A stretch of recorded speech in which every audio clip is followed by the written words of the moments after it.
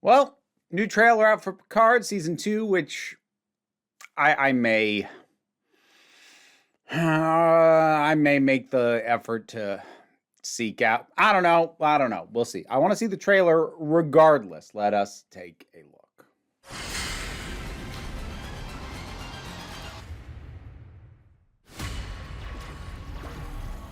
Pew pew. Some moments that haunt us all our lives.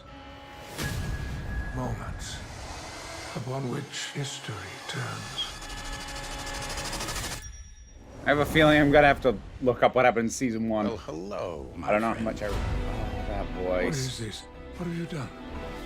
Welcome to the road not taken. We messing with time? Alternate timelines? Do you have any idea what's happening here? Reality has been broken. There is a divergence. I know someone who could help us understand the change in time. Yeah, called it. I'm gonna need some tea. Yeah! Earl Grey, piping hot. Yes! Guinan. Oh, that Answers makes me are happy. not in the stars, and they never have been. Earth 2024. A single change is vastly more dangerous than you realize. None of our tomorrows are guaranteed. You're gonna have to let go. We coming back to effectively modern day? We're Really? stronger together. You must bring us home. This is a very bumpy century, Is that the board queen? but I think I'm getting the hang of it.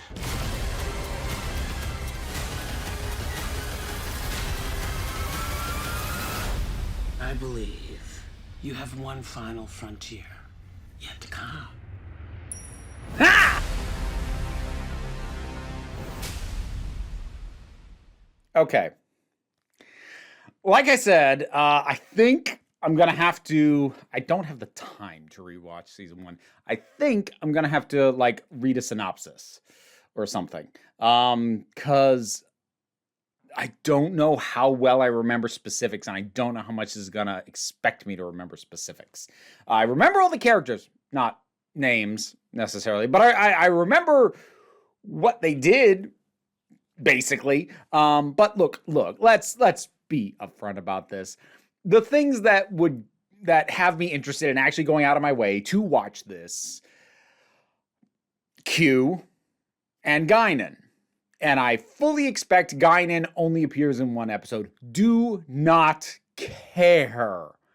I love Guinan as a character. I love Whoopi Goldberg in that part. I've always loved the interactions between her and Picard. I want to see what that looks like now. Like, that was one of the things that was really interesting about Picard, was to see him interact with people who we've seen him interact with before, and seeing how it's changed, because they've changed as people. And that was one of the things I enjoyed most about it. And I'm really looking forward to seeing that there. And of course, with God, John Delancey has one of the smuggest faces when he's playing Q. And it's like, oh, that is, oh, you want Picard to punch him in the face. And it's such a good feeling to feel that. He's real good for this.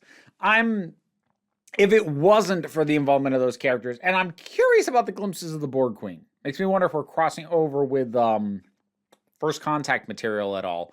But on the general story it seems to be pitching, which is time travel shenanigans, I am admittedly somewhat less interested. And that might seem odd, because I do really like some of the major time travel stories that Star Trek has done. I really like The Voyage Home. I really like First Contact. There's, of course, classics like the flipping City on the Edge of Tomorrow, and like so on. Star Trek has done time travel stuff very well, but that's kind of the thing. I've seen Star Trek do time travel. And while I don't expect this to like be a mirror or a copy of any of those, it's not a pitch that gets my interest particularly high on its own.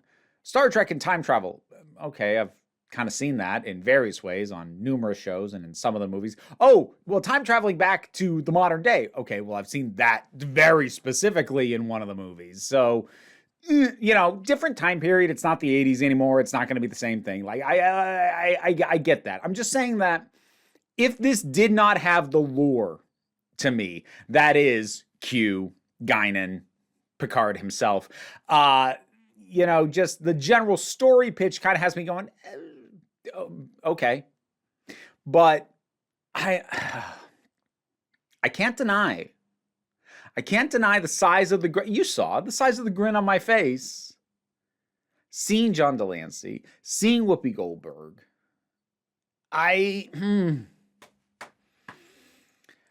When nostalgia hits you, it can override a lot. It is really possible when the nostalgia hits you just, and like I could be picky about nostalgia.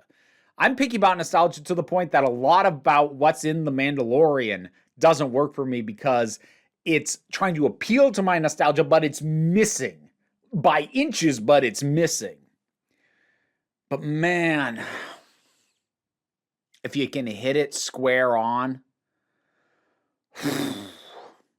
that is difficult to resist. That is difficult to not give in to. And it's funny, I even got a twinge of nostalgia seeing the Borg Queen. And any enjoyment I have of the Borg Queen at all is nostalgia, because conceptually, I don't like her.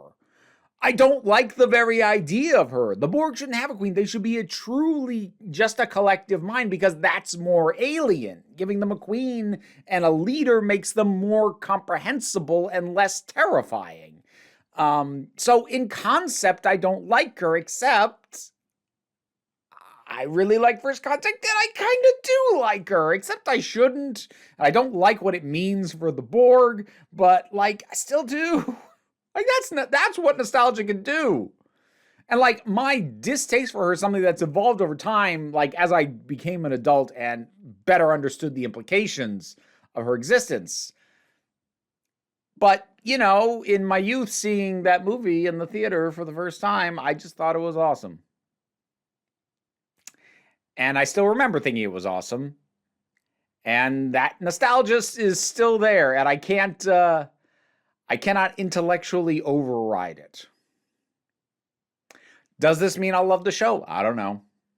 I'm a picky bastard, and I'm hard to please. But it probably does mean I'm going to give it a go. Another thing added to my plate of stuff to keep on top of. Anyways, Picard Season 2 trailer, what'd you think about it? Whatever your thoughts are, drop something down in the comments. Let's talk about it. Like, share, subscribe, got the Patreon. That is how I pay my bills, and that keeps this whole operation up and running. There's also a link down in the description for that, as well as all the other stuff I do. I have books that I've written that are for sale. You'll find links to those. I have a Twitch stream twice a week, etc., TikTok, other YouTube channels, blah, blah, blah, blah. But don't worry about it.